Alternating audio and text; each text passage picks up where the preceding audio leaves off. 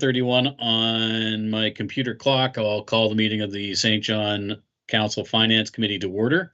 Item 2.1 on the agenda is the minutes of August 24th. Could I have a motion to accept the minutes of August 24th? Councillor Hickey, Finance Committee, seconded by Her Worship. Questions, comments on the minutes? Seeing none, all in favor signify by saying aye, raising your hand. Contrary minded, carried. Item number 3 is an approval of the agenda. We have Your Worship and Councillor Radwin. Those in favor, Councillor Norton, thanks for joining us. You're right on time.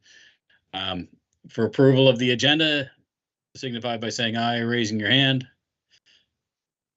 Fantastic. The agenda is approved. Disclosures of conflict of interest, if any.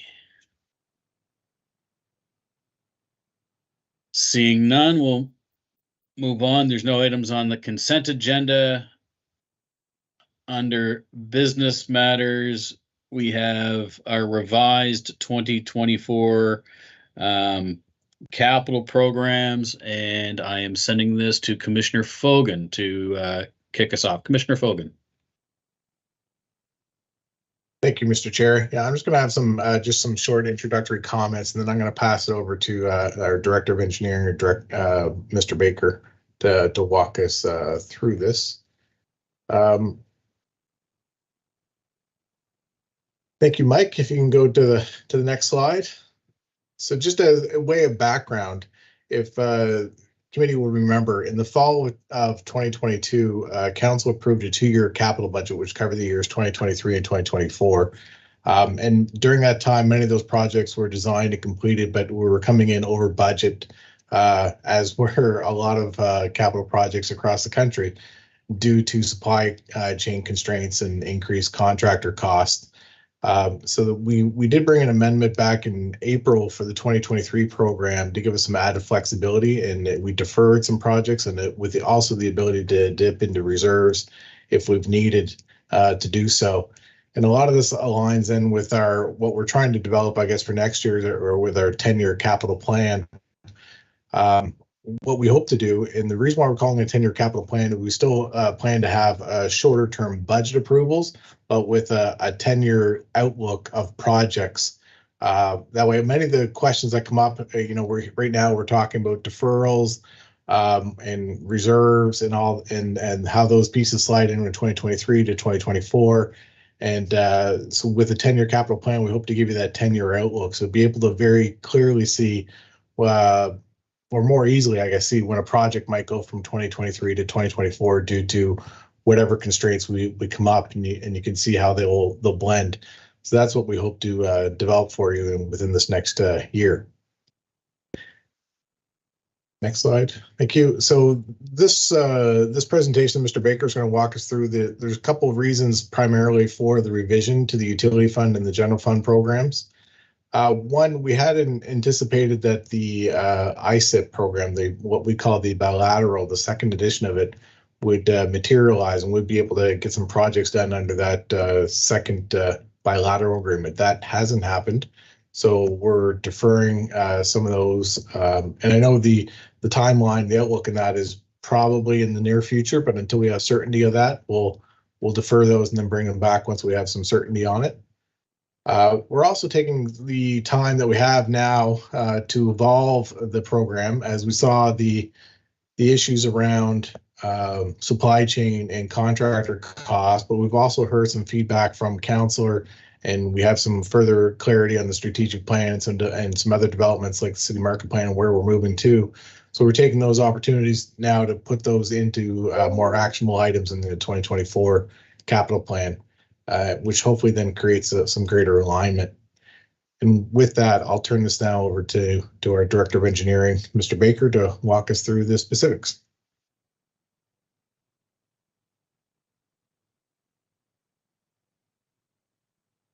Thank you, Ian. Good afternoon. The total revised 2024 capital utility budget is just over $11.5 million. The actual utility share for the funding is $500,000 higher than what was previously approved by council in October 2022. The additional $500,000 is being allocated to do work at the Thorn Avenue lift station, and this additional funding is coming from capital from operating, so therefore no new borrowing.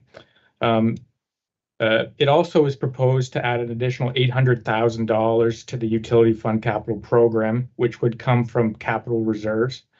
This funding is proposed to be allocated to do work on water storage tank remediation work. The overall utility capital budget is decreasing by approximately $2.2 million.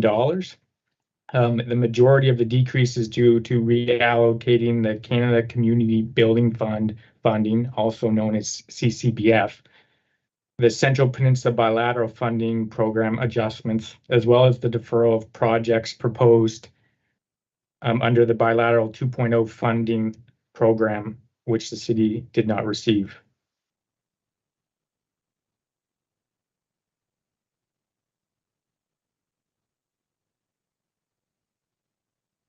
For the revised utility capital program, the deferred projects include bilateral and CCBF funding projects related to street reconstruction.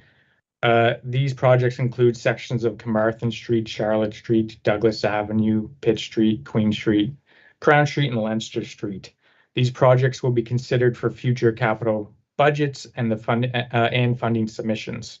In addition, 2 lift stations were deferred due to the city not receiving the additional bilateral funding, as well as the North End sewer separation strategy. But of note, this project is currently included in the city's Housing Accelerator Fund funding application. So hopefully we're able to still get that project completed through that funding application.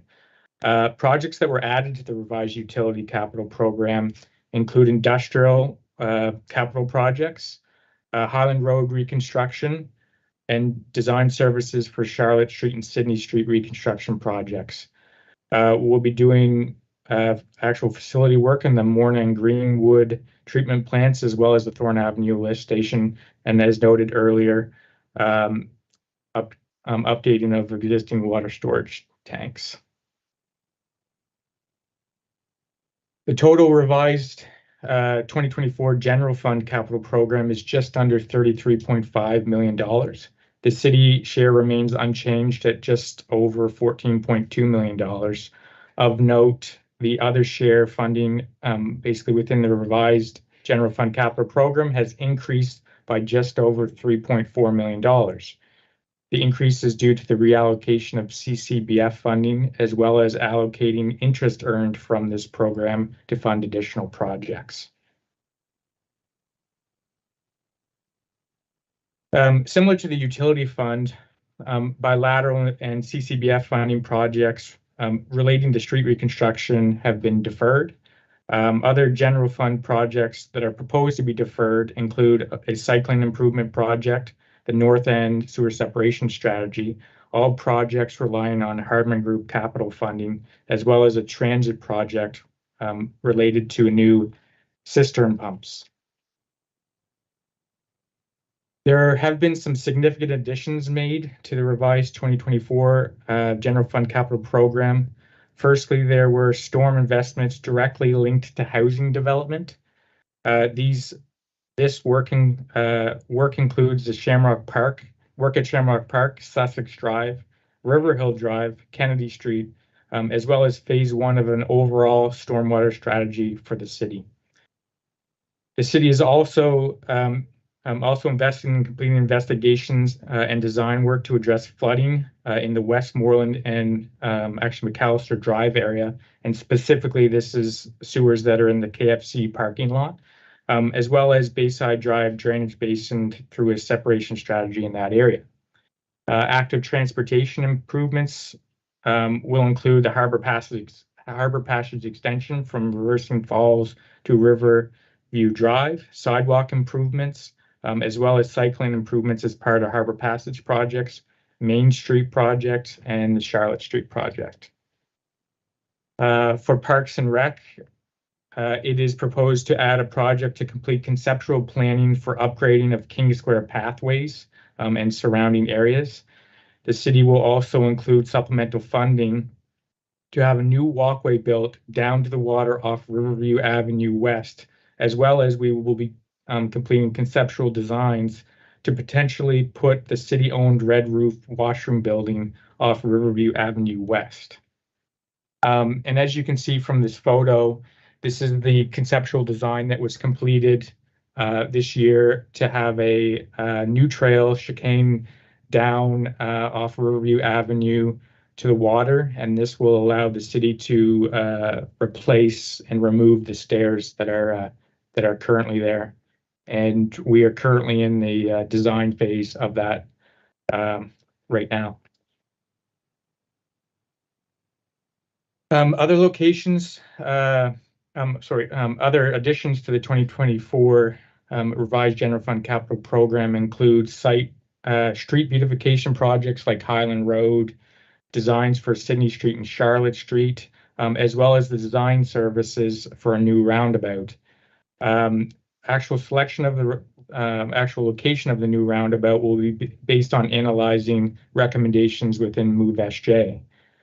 The revised program also includes new gates and fencing at 2 city facilities on the west side of St. John, as well as upgrading customer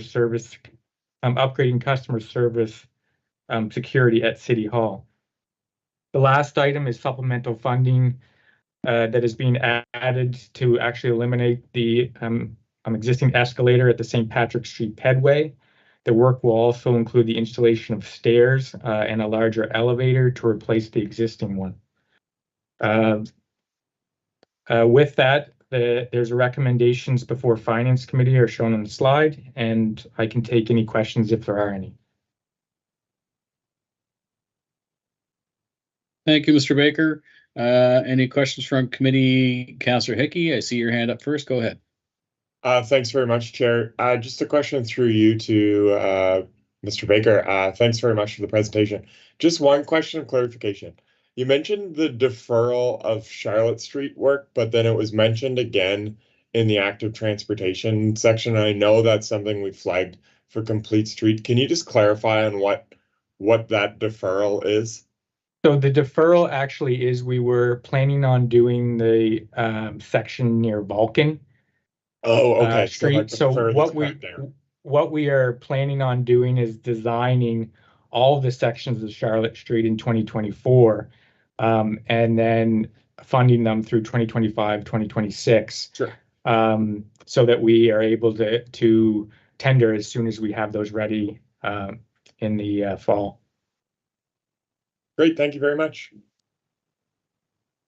Thanks, Councillor. Councillor Radwin, go ahead. Can't hear you. You're not showing on mute either, but nope.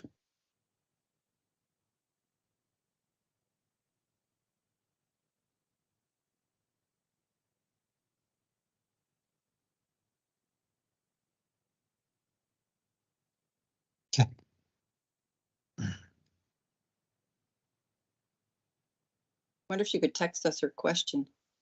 Well, I think she just hopped off to hop back on, so we'll try this first, and if not, she can certainly, I think the chat is active, so she'd be able to type the question in the chat.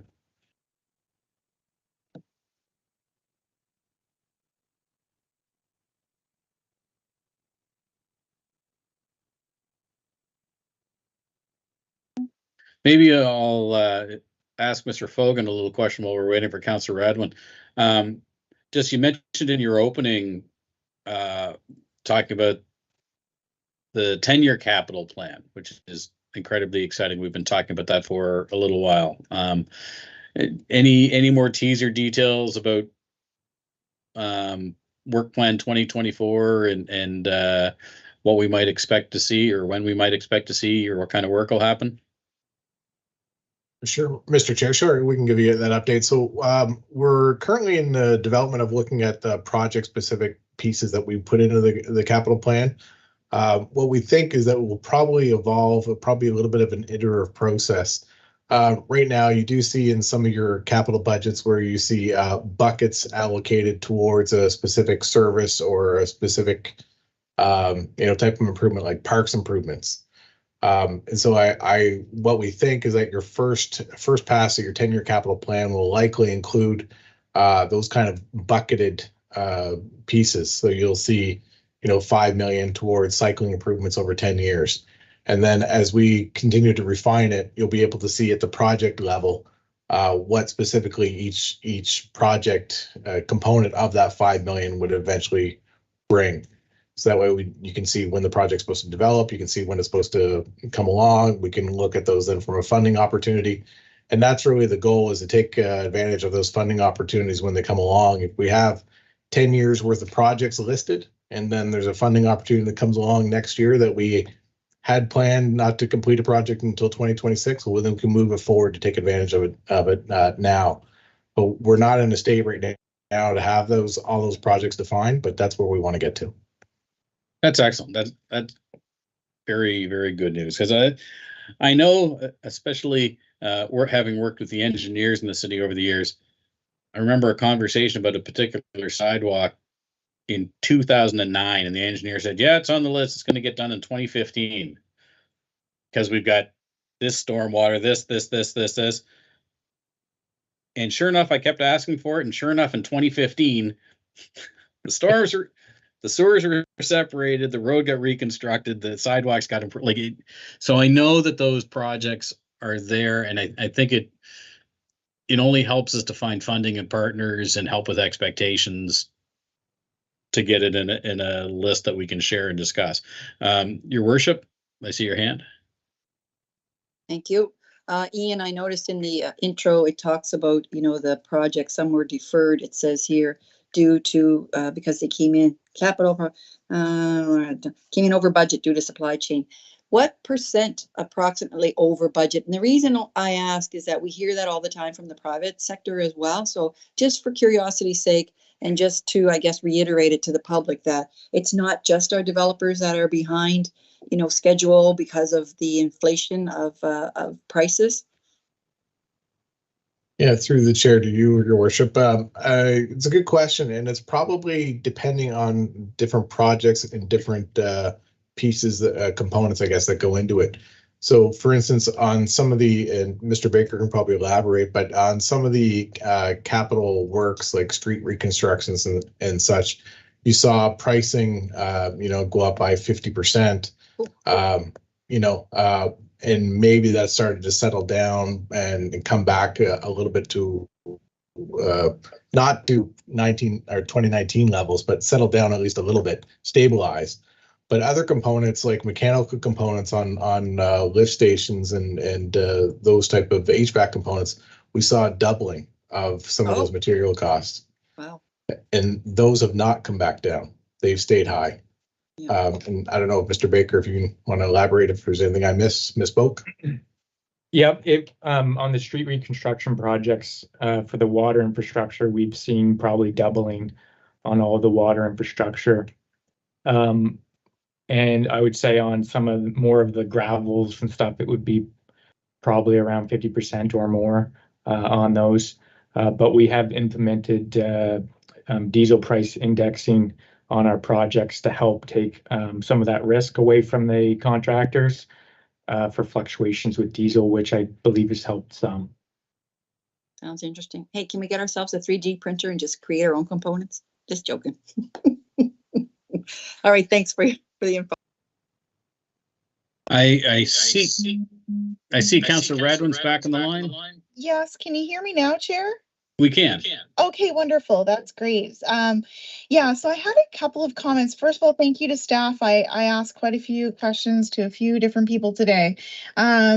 So I was just really happy to see that, when we had to kind of choose that sidewalks were taking a little precedence over cycling, because I think they're going to be used more, not to take away from cycling. We definitely need to still focus in on that too. But I think that the sidewalks are definitely used a lot more.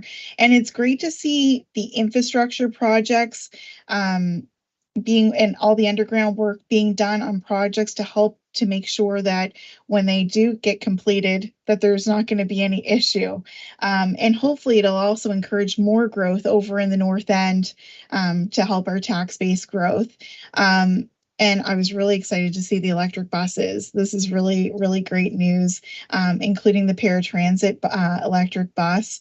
And of course, one of the things that I had on my list was about flood mitigation in the east side, and there's a little bit of planning being put there for McAllister and Bayside Drive. A lot of problems happen in those areas, and it seems to take a lot of time for staff to block off roads and make sure that everybody's safe. You've got police and fire going out there all the time. So just the things to help mitigate those things. And then you have all the feel good things in here, like parks like Dominion Park, and you know, even putting out those park benches and trash cans. I know it seems like a small thing, but you know, it's those things that really matter to a lot of people. So I was happy to see where money was being allocated. And anyway, just all in all, I was pretty pleased with everything, considering there's been a lot of challenges with inflation. Thank you, Councillor Edwin. Anyone else, any questions or comments from committee? I'll move the recommendations. Thanks, Your Worship. Seconded by Councillor Hickey. On the question, all in favor signify by saying aye or raising your hand. Contrary minded? Carried. Thank you. We'll take that to council. That takes us to item 6.2, conversation about our tax base equalization grant and council feedback. And for that, I will turn things over to CFO Fudge. CFO Fudge? Good afternoon. Can you see my slide deck? We can. Thank you. This really, this presentation this afternoon is really in preparation for the Finance Committee's deliberations on the first draft of the budget. But I did want to take the time this afternoon to do a little bit of planning and provide some context before we jump into that at the next Finance Committee meeting. So with that, good afternoon to the Finance Committee, Chair Sullivan. I do want to highlight the key dates over the next few weeks that we have with respect to the budget process. The next meeting of Finance Committee is November 8th. And at that meeting, we'll bring forward the first draft of the 2024 general operating budget for receive and file. Unfortunately, the budget will not be in the service-based format. That will be delayed to 2025. And the reason for that is that process requires significant involvement of our management team.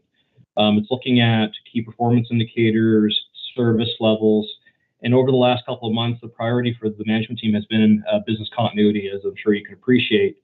So unfortunately, we will have to make that a 2025 priority with respect to the budget.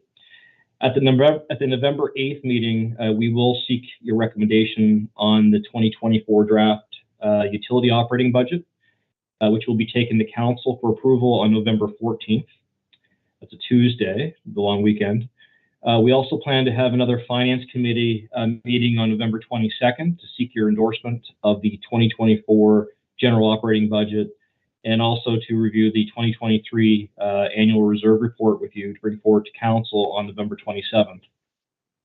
And then on November 27th, council will see the budget, the general operating budget, for the first time. It'll be, as in the past, receive and file, as well as we'll ask council to approve that annual reserve report and hopefully receive third reading of the water bylaw. If all goes well, the Finance Committee would recommend approval of the 2024 general operating budget at the last scheduled council meeting on December 11th. So I will apologize in advance. This presentation is heavy on graphs and numbers, so just going to jump right into it. The agenda is broken up into 5 sections. First of all, we'll go through the tax-based growth and community grant information for the year. Second, we'll talk a little bit about the multiplier and fair taxation. Third, we'll reflect upon the wage escalation policy, and we'll go through the summary of council feedback received on the previous Monday from Common Council on the budget. And we'll end with seeking your direction for the November 8th Finance Committee meeting. So the source of data for this slide is from Service New Brunswick, and it provides a snapshot of the percentage of properties that had assessment-based growth, and I'll explain that here. So for example, you can see in red on the pie chart, 43% of properties in New Brunswick experienced assessment-based growth of over 10%. And you can also see in blue on the pie chart, 22% of properties experienced assessment-based growth between 5 and 10%. And in teal, 24% of properties in New Brunswick experienced assessment-based growth between 0 and 5%. And I'm providing this information as context for the next slide to compare to what happened in St. John with our 2024 assessment data. You can see in St. John, more than 82% of the properties in St. John received an assessment-based increase over 10%. It's excessively higher than the provincial average shown on the previous slide. This may suggest that we're seeing a catch-up in the real market value assessment in St. John compared to other areas of the province. And you'll likely see in later slides that this is most likely predominantly in the residential class. So we haven't had a Finance Committee meeting since the province released the 2024 data. The next few slides will benchmark St. John's performance to those of our benchmark peers. So for overall assessment-based growth, St. John had a good year at 9.85%, but comparably does underperform compared to its benchmarks in other towns and cities, and is also below the provincial average of 10.6%. One reason may be due to the difference in the amount of new construction in St. John that comprises this assessment-based growth compared to other cities, as new construction is not obviously subject to spike protection, and it creates a brand new tax base for community, but we'll talk about that in a few slides. Excuse me. This pie graph shows the breakout of the city's 9.85% assessment-based growth. 78% of St. John's assessment-based growth is from the residential class in red, which experienced a 12.69% increase in their assessment-based growth for the residential class year over year. This is followed by the non-residential class in blue in the pie chart, which represents 19% of assessment-based growth for the year, and an increase in that class of 3.19% year over year. And finally, followed by 3% of the overall assessment base is in the heavy industrial class, which increased by 0.44%. I should say that's 3% of the assessment-based growth, sorry. We saw earlier that 82% of the properties in St. John experienced over 10% assessment-based growth. We stated that this was most likely predominantly in the residential class, and that has translated into St. John benchmarking very favorably to other cities and towns in the residential class, with St. John seeing residential assessment-based growth of 12.7%, higher than the provincial average of 11.9%, and also higher than all the other cities and towns on this graph, with the exception of Moncton.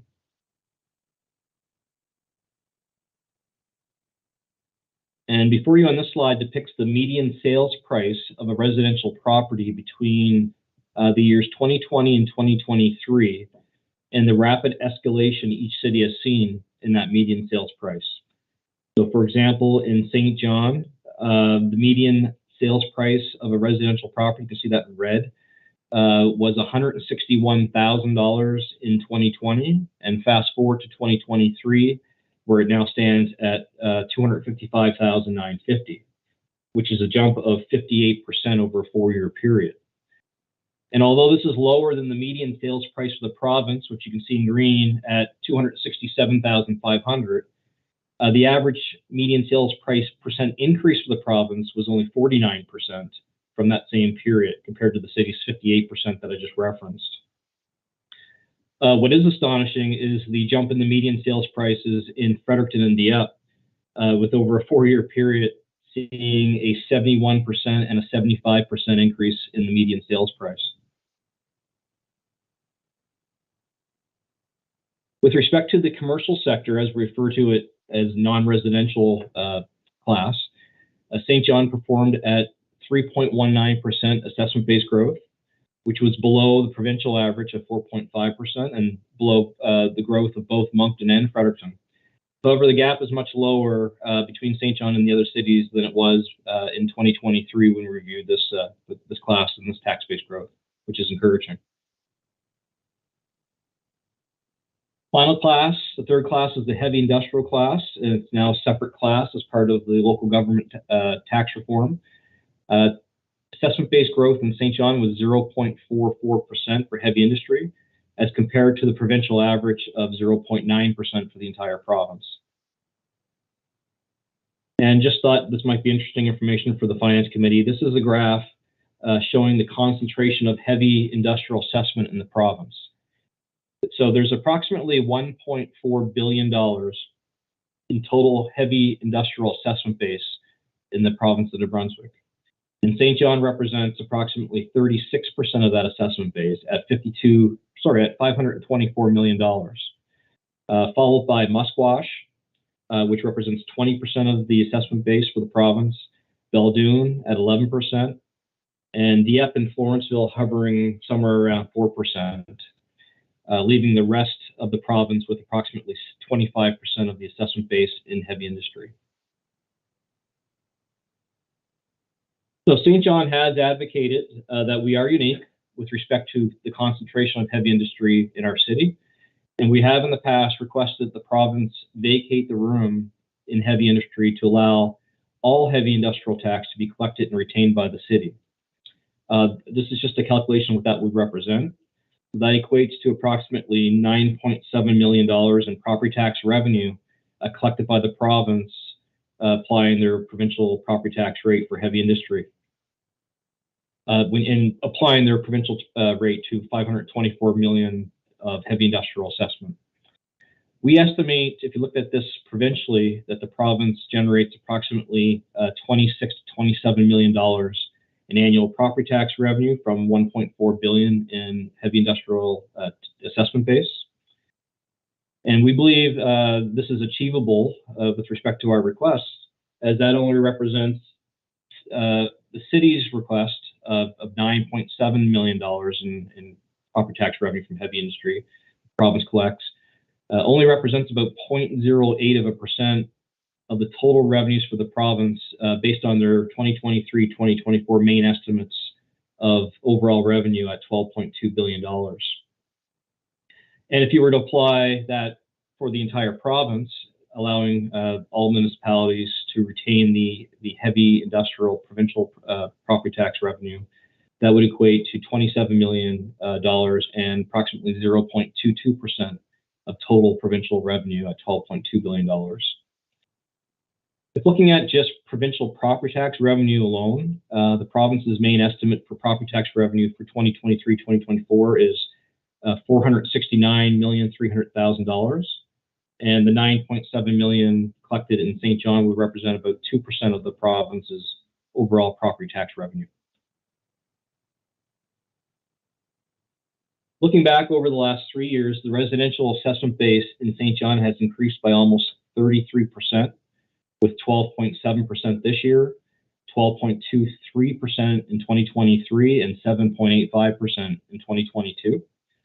The non-residential class has increased by 10.48%, which represents 3.19% this year, 3.46% in 2023, and 3.82% in 2022. And finally, the heavy industry class has increased by 5.98% over the last 3 years, which represents 0.44% in 2024, 2.69% in 2023, and 2.89% in 2022.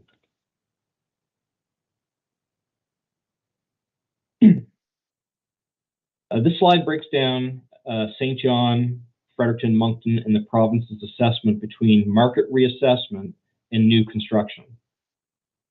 So the first bar is St. John, and you can see, as I stated earlier, above the bar, I reflect 9.85% assessment-based growth, which equates to $723 million in assessment-based growth for the year.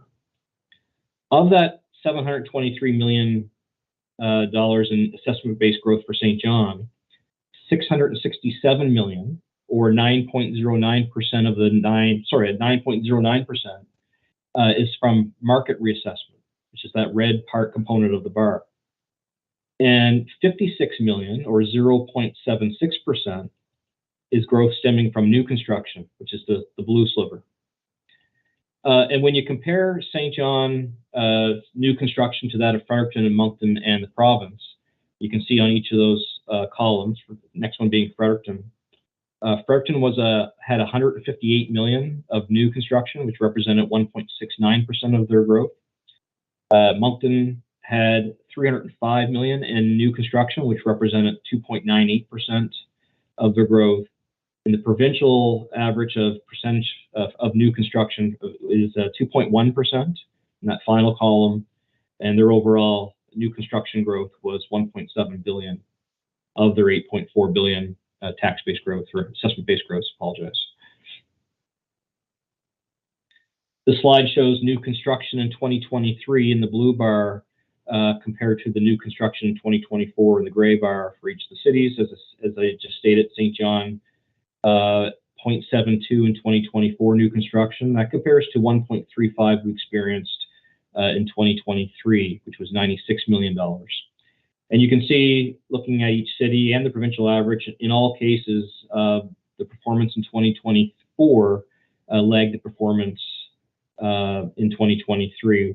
However, St. John is probably a little bit more significant, with a 47% drop year over year between the 2 years, versus a 10% drop in Moncton, a 17% drop in Fredericton, and provincially a 5% drop.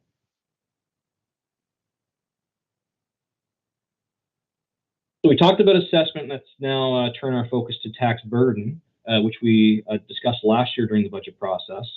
And tax burden is when you take the tax rate and you multiply it by the tax base to generate what the total property tax revenue the city would generate for a particular year. So the tax rate only tells you one side of the story, as you saw last year, and tax rate can fall significantly, but still create high tax burden due to the tax-based growth. So if the city was to keep a tax rate of $1.62, the city would generate new property tax revenue of $12.2 million for the year, with $10.9 million, or 89% of that revenue, coming from the residential class, and $1.3 million of that revenue coming from the non-residential class, and $63,000 being generated from the heavy industrial class. And as we discussed, if you look at the property tax, we would collect at $1.62 for that $12.2 million in new property tax revenue. 92% of that revenue, or $11.3 million of that revenue, would be due to market reassessment, predominantly from the residential class. And only 8% of that new revenue would be collected on account of new construction.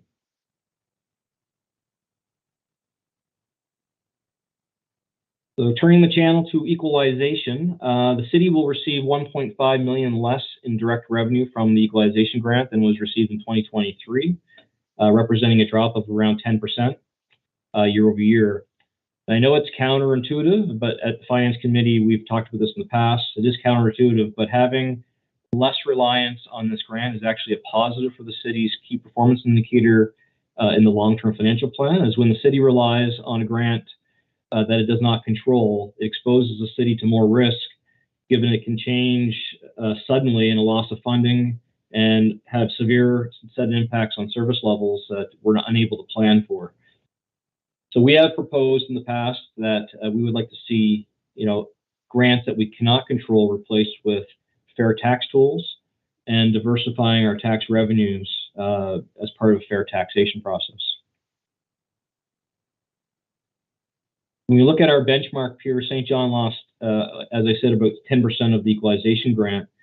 Over Moncton, Fredericton, Rosting, Quispam, CIS also lost approximately 25% of their grant, albeit the overall grant was far less in those communities, but on a percentage basis, higher loss than what the city of St. John has experienced. So switching gears to fair tax and multipliers. Section 2, the focus here of the presentation is to offer a few slides to illustrate the need for more flexibility in the multipliers. So currently set at a maximum of 1.7 by the province are the multipliers for the non-residential class and the heavy industrial class. So just before we get into that, to recap, when applying the current $1.62 tax rate and the current maximum multiplier of 1.7 to the assessment-based growth, as we indicated, the city would generate $12.3 million in new taxes. First row on the slide, we discussed the residential class would pay about 89% of that at $10.9 million due to the 12.69% assessment increase. We also discussed tax revenues would increase about 1.3 million or 11%, which is the second row, for non-residential class or customers due to a 3.19% assessment base increase, and 63,000 or 0.44%, which is the third row for heavy industry. And I'm assuming that if council wished to lower the property tax rate, the desire would be for that tax rate reduction to provide relief to the residential class based on these increases that you see. And the intent would also be to ensure other classes pay the percent increases for which the assessments have gone up, being 3.19% non-residential and 0.44% for heavy industry. To accomplish that, the city needs more flexibility in the multiplier, for which I'll show you in the next couple slides. I will highlight there is a minor difference in the slide I'm showing you right now compared to what you have in your kit. It's immaterial on the percentage, and we will update the kit with this revised presentation, but it's not material for the discussion. What you see on this slide in the first column is the non-residential property tax revenue 2023 for the year 2023, which is $41,989,547. The second column shows what the 2024 non-residential tax revenue would be with a 3.19% tax base increase, which results in, as I referred to in the previous slide, $1.3 million of new tax revenue for the city. If the city was to reduce the tax rate 2 cents from $1.62 to $1.60 to provide residential relief, you can see in the third column, because the multiplier is maxed out at 1.7, the non-residential class would pay $534,000 less and go from paying 3.19% more to 1.92% more for that class. If the tax rate was lowered to $1.59, the last column is another example. Non-residential class would pay $802,000 less, and the class would only increase by 1.28%. So the city needs a higher multiplier to ensure that as the residential tax rate drops, the non-residential class is made whole and pays the same based on the assessment-based growth. And it's the same idea on this slide. When we look at the heavy industry class, at the current tax rate, heavy industry would generate $63,000 in new property tax revenue due to the 0.44% assessment-based growth. If the tax rate was lowered to $1.59, the heavy industrial class would actually generate $203,000 less in revenue than in 2023 due to the multiplier being maxed out. And if you look at the $1.59 scenario tax rate and add up the lost revenue to the inability to increase the multiplier, it would equate to a little over 1 cent. So you take the $267,000 that we would lose by reducing to $1.59 on this slide, and the previous slide, $802,000 for the non-residential class. That's a little bit more than 1 cent on the tax rate that we would not be able to provide relief to the residential class.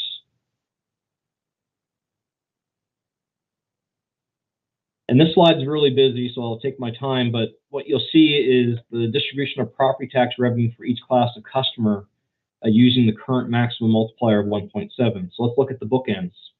The first column in 2023, the city generated $142 million last year in property tax revenue. And that was made up of, in red, $85.7 million in residential property tax, $41.9 million in non-residential property tax in blue, and $14.4 million in heavy industrial property tax revenue in teal. Now look at the other side, the far right, the other bookend, which is what those revenues would increase to if the city's tax base growth of with the city's tax base growth of 8.65% and using the current tax rate of $1.62. We would generate $154,000, $154.3 million in property tax revenue at a $1.62 tax rate. Residential class would increase to $96.6 million at 12.69%, which is the orange box you see in that last column. $43.3 million for non-residential class, or 3.19% gray box in that last column, and $15.1 million in heavy industry revenue, or 0.44 in the yellow box in that last column. Now, if you see what happens to the residential tax burden as reduced tax rate, if we go down to $1.60, which is the third column, the residential class still pays 11.3%, little orange box, more in property taxes. And if you look at the second column, reducing the tax rate to $1.59, the residential class would still pay 10.61% more in tax burden in that residential class, even at $1.59. And this final slide is also not in your kit, and I will include it for public record and update the kit, but I did want to show a sensitivity analysis of the tax burden and what tax rate does to the residential class. So let's start with the first row.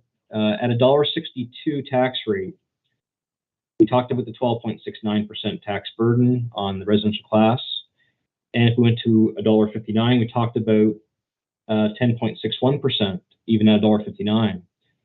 If you go to the second row and we, for example, reduce the tax rate to $1.54, the tax burden in the residential class still is 7.13%. So this is why there's a significant difference between tax rate and tax burden. And if you go to the third row, and hypothetically, if the tax rate was reduced to $1.48, which is the last column, third row, even with such a drastic reduction in tax rate as that, the residential tax class would still pay around 3% more in property tax revenue than it did in 2023.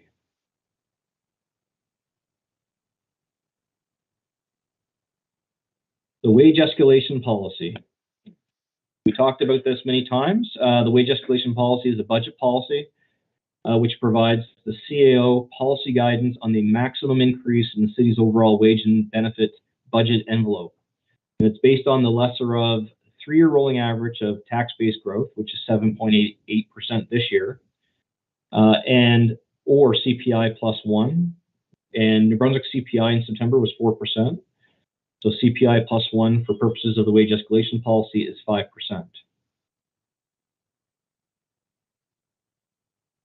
So the approved 2023 wage and benefit budget is $93.1 million. You can see in that first column.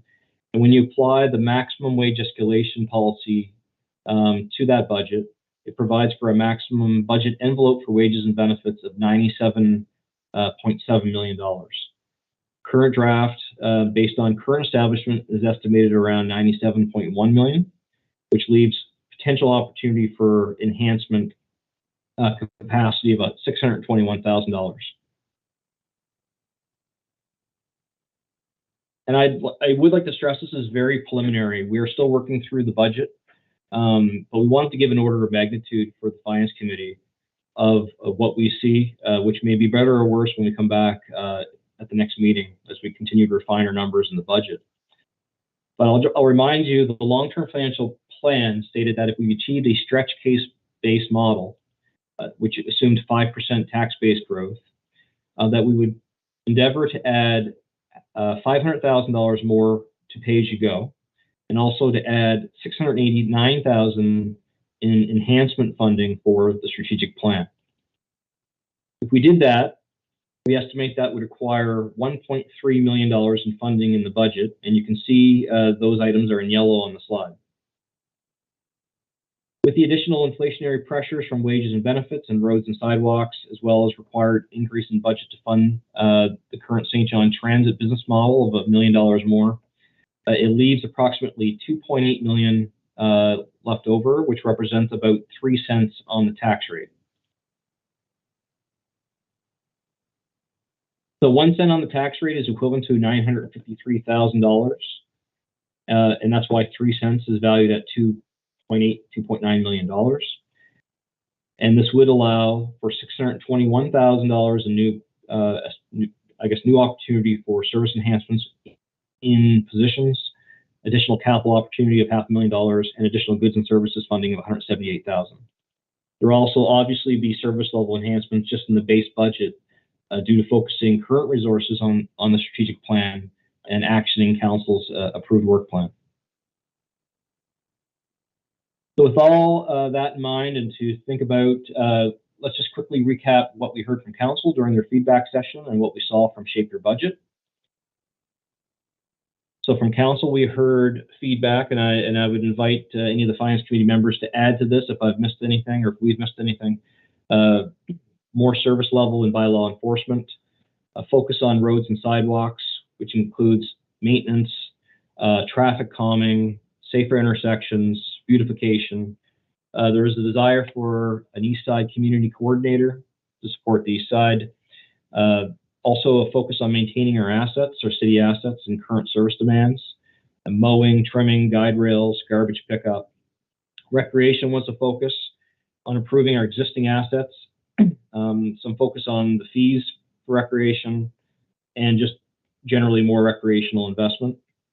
We had some internally focused feedback with respect to desire to see performance management and labor relation plans. We had some comments with respect to traffic on the west side.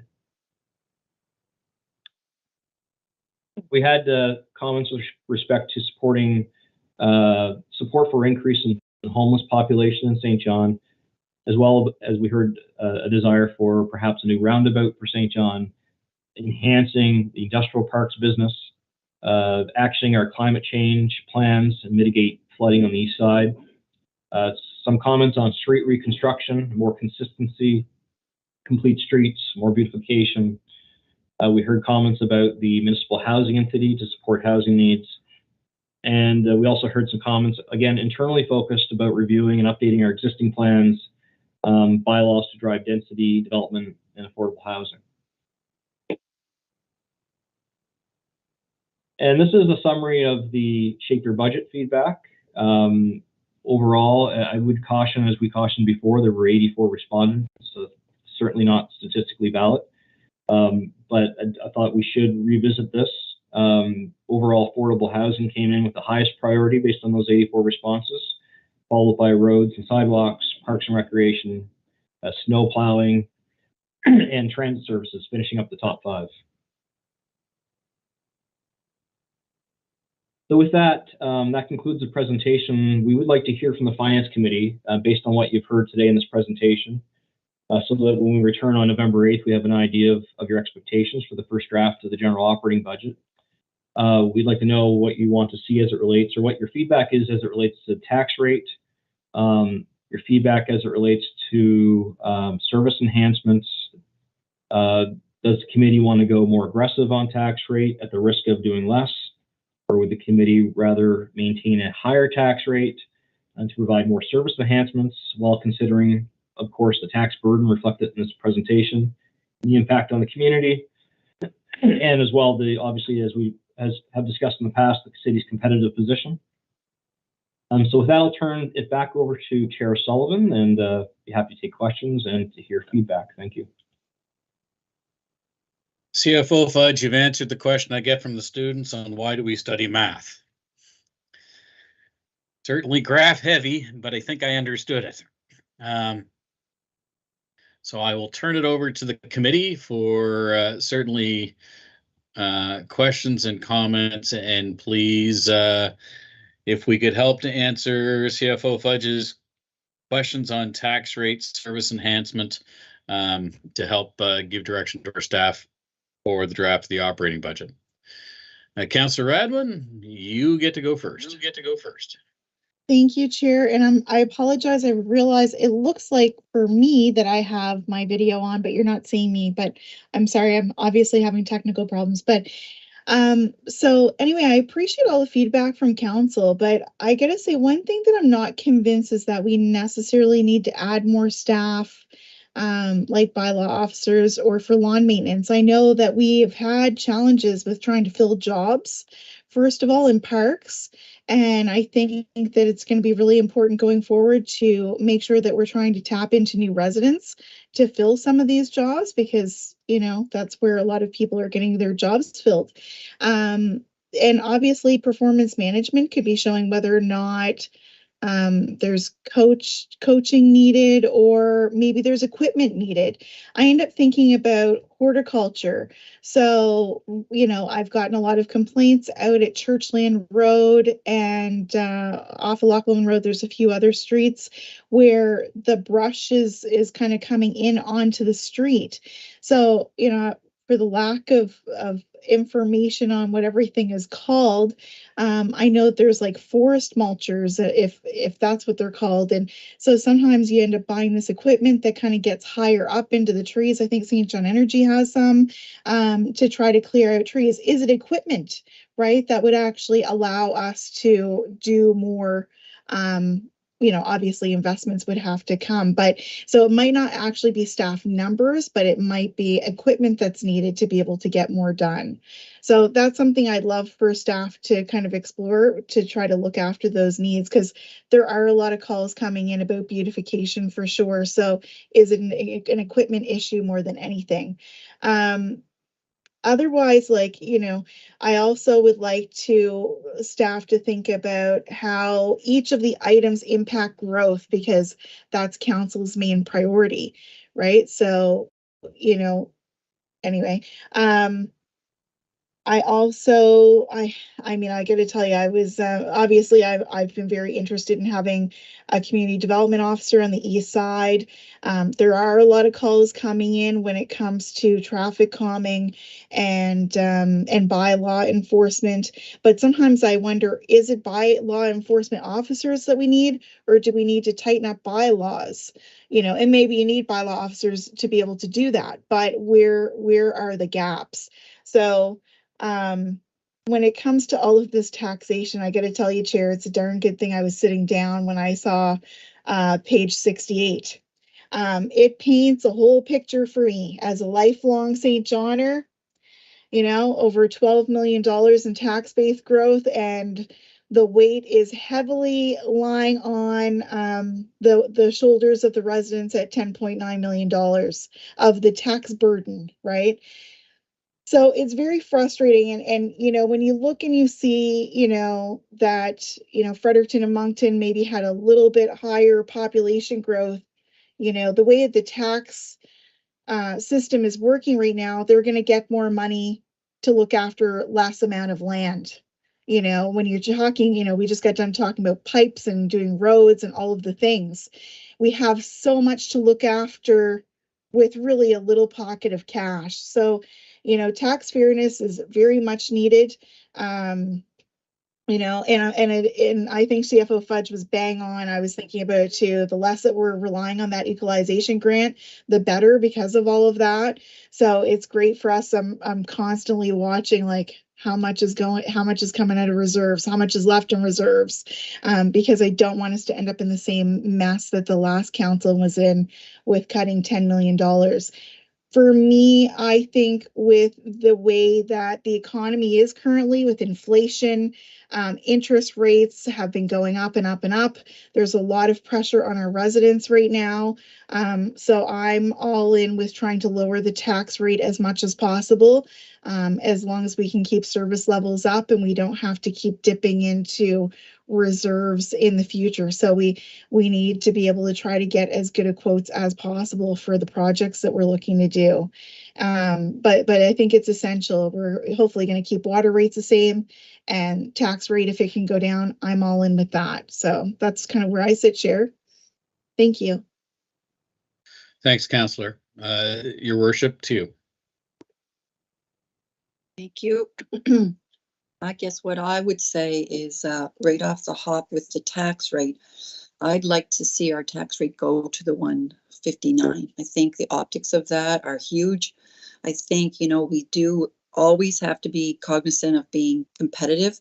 I suspect with the gains that the other major cities have had that they will drop their tax rate, probably significantly more than that. But if we could at least get into the 150s, that would be, I think, very good optics of it. As far as, the other things, I guess I look at, growth is our number one. So how would we support growth? I think about immigration. We know that 80% of our growth will come through immigration.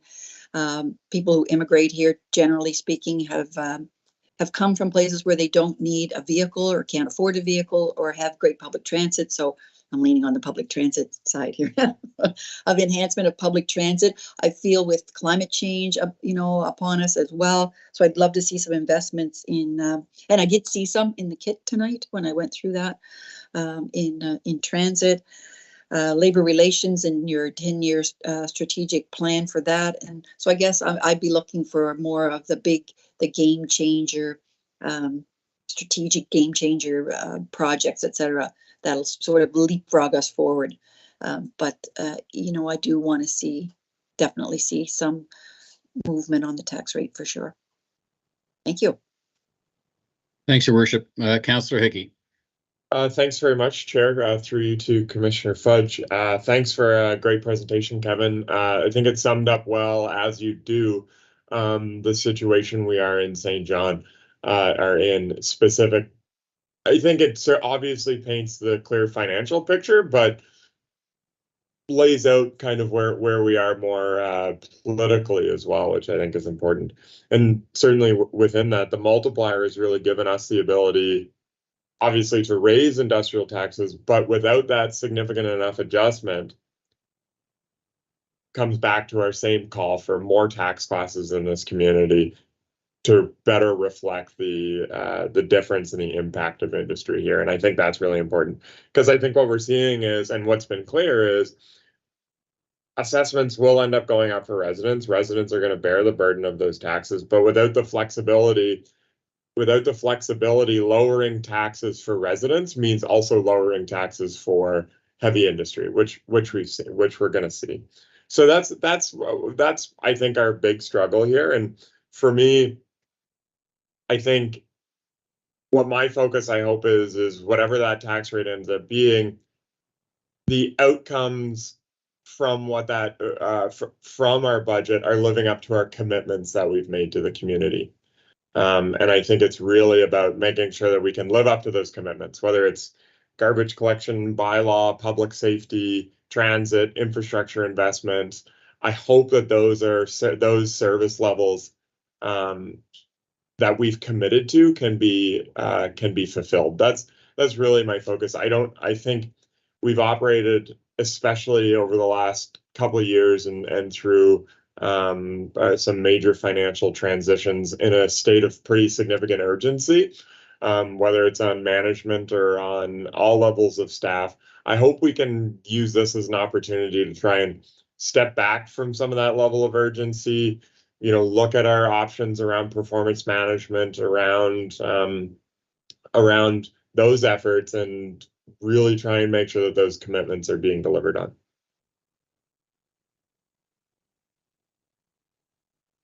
Thanks, Councillor. I think Councillor Norton had to step away, but I will make sure to have a conversation with him, or make sure that he has a conversation with the CFO to get his feedback through as well. Oh gosh.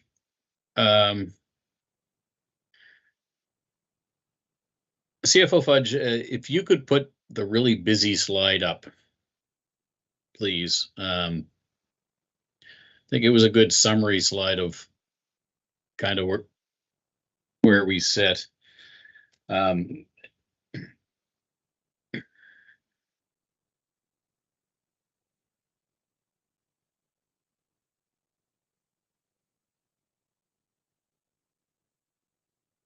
Oh, that one's busy, but the busier one with the lines and the numbers and that's the one. Thank you. So I'd like to start by saying to anybody who's listening from outside of the committee, the The province was going to have a municipal consultation in September with regards to municipal tax reform, and it got postponed. This slide shows why it is so incredibly imperative that the reforms that the province has brought in continue, and that the discussion continues with municipalities to further enhance those reforms. For me, just me, like even looking at $1.59 tax rate, the tax burden on average for residential taxpayers in the city of St. John, your bill's going to go up by over 10%. And while the residential taxpayers paying more than 10%, industry is paying 1.4% less than they did last year. That's wrong. You know, we have to use the tools that we are given to use.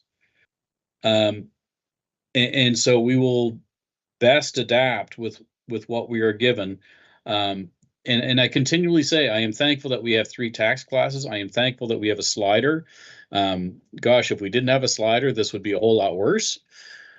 But we continue to advocate for the fact that you got to trust us. And this is a great example of why that slider's got to be opened up so that tax classes are paying their fair share. And for us to get 6.63% more in revenue. Okay, 6.6%. That's a bit of a high number in a time when the New Brunswick inflation rate is at 4%. But we've got plans. We're working towards improving the city of St. John. We don't make decisions willy-nilly anymore. We make them based on plans that have been co-created with experts, that have gone through public scrutiny and public consultation, that are feeding into a long-term financial plan, and it is all done with strategic forethought.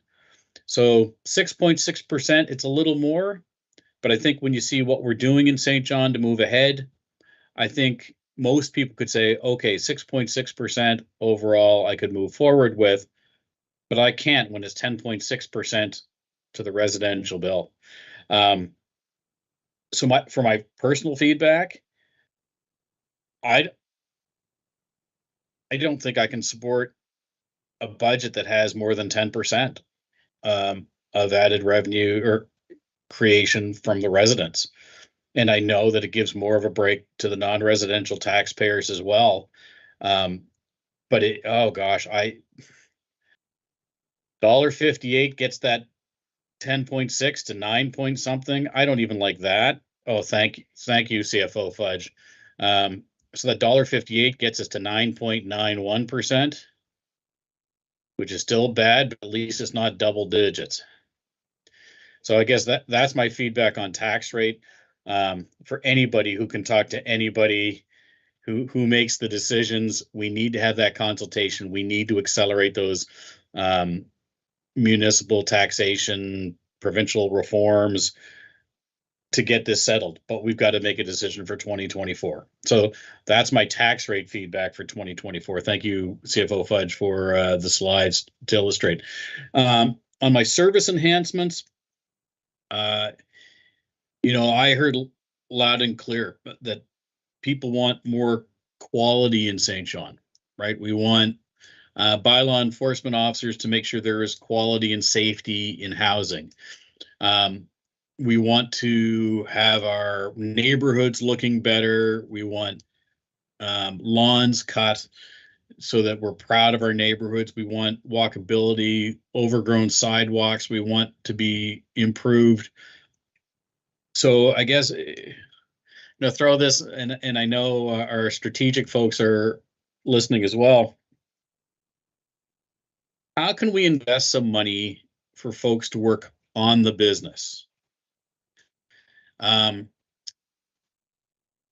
Continuous improvement has been part of our culture for several years now, and I think is fantastic.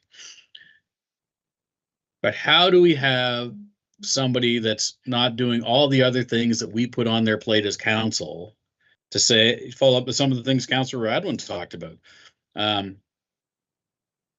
Great small investments that we have is we've got a trailer for neighborhood groups to borrow to help whippersnip and rake and do all those things. I mean, it's interesting. I think the community coordinator on the east side, I mean, that's one of the things community coordinators do is they help mobilize neighborhoods. We help supply equipment and a little bit of help, and we leverage that, and neighborhoods get better. You know, how do we help leverage that? How do we help leverage partnerships? Councillor Radwin talked about St. John Energy having equipment. They do tree trimming, you know, for very practical reasons. Can we leverage our friends at St. John Energy to help us out a little bit when it comes to the equipment and expertise they have with some of the needs that we may have on the landscaping side?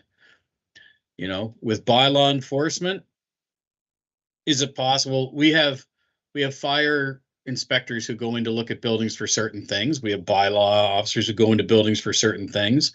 Is there cross training we can do so one person can go into the building and look at multiple things? Council, this is a good time. Shout out to Councillor Ogden, who has talked about you know, having a little bit of extra equipment on city trucks so that if you go by an area and you see a small need that might take you a few minutes to fix, you have the ability and the ownership to go fix that thing. Do we look at an idea that Councillor Norton has brought up in the past from other municipalities, where work crews in the summer, instead of having a task that they do everywhere, they multitask but own a geographic location? You know, does it give you pride of ownership if a work crew owns 20 blocks of the city or a certain area of the city and that's what they're responsible for? I guess I'm throwing all of these out because I am hopeful that if we invest in some time for somebody not to be doing it extra on their desk with the work we already give them from the work plan, that we can come up or do some research, because I'm sure these things have been done elsewhere in the world, so that we can, and maybe it's through the performance management, that we can hit some of these needs that have been brought up without just investing more money. So if I were to invest more money, I would invest it in infrastructure. I've said that before, you know, the capital from operating, because those things will last. And I would invest money in thinking about working on the business so that we can make those improvements. And I need to come back to it because it's so important. Tax rate at $1.58 because it's under 10%, which still hurts.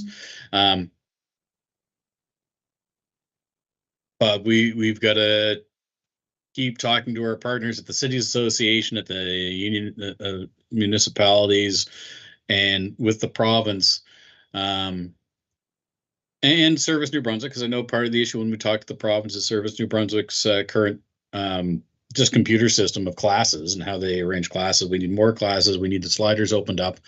At the end of the day, province of New Brunswick, here's my pitch: open up the sliders so that we can go to where we need to go to have fair taxation. You have the ultimate power, province of New Brunswick. If St. John ever decided to go somewhere that you didn't think was right, you can always legislate us back. But trust us, we have a good proven track record, especially the last few years. And if you look at how we work now with plans, with proper policies that keep us in check, give us the few more tools that we need in order to do right by our residents and businesses in the city. And with that, I'll get off my soapbox, take a breath, and CFO Fudge is what's my motion here? Is this just a receive for information for you folks? This is simply receive and file. That's correct. Okay. Anybody on committee want to have a second go? I'll move the recommendation to receive for information. Thanks, Your Worship. And seconded by Councillor Hickey. On the motion, all those in favor signify by saying aye or raising your hand. Aye. Contrary minded, we got you there, Councillor Redwin. Thank you. Carried.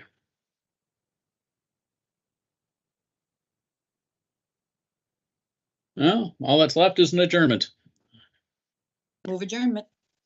Councillor Hickey beat you to it, but I'll take you as a secondary, Your Worship.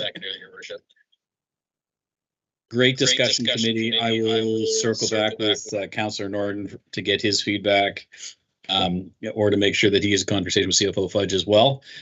Certainly, we are just on the cusp of having a lot of big and important discussions. So thanks for your engagement. Thanks to staff for all your work you do on these files, and looking forward to seeing what you do with our feedback today for the next Finance Committee meeting. Thanks so much. And this meeting of City of St. John Finance Committee is adjourned.